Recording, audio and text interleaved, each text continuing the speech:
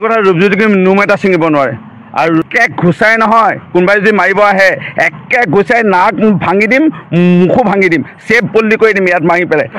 পানী খাবৰ কাৰণে আমি ফুকৰি খানি বাঢ়িবি একে ঘুচাই নাক ভাঙি যাব নাহিবি একে ঘুচাই নাক ভাঙি যাব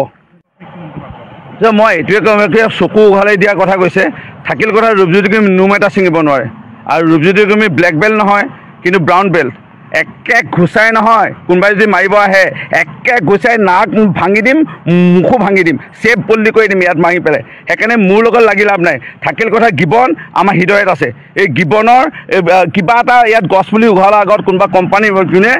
হয়তো আমাৰ ঘৰৰ খুঁটা এটা হিলাব লাগিব এই গিবনক আমি একো কৰিবলৈ নিদিওঁ তহঁতি যে প্ৰতিবাদ কৰিছে আপুনি ক'বলৈ তহঁতক বেয়া লাগিছে তহঁতি যে প্ৰতিবাদ কৰিছিলি এবাৰ এটা গছ পুলি ৰুই পাইছ গিবনত এই গছ পুলি ৰুই পাইছ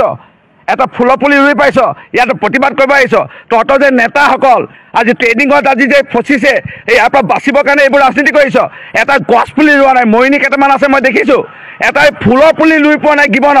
গিবনত পুখুৰী আছে নাই তহঁতি জান জীৱ জন্তু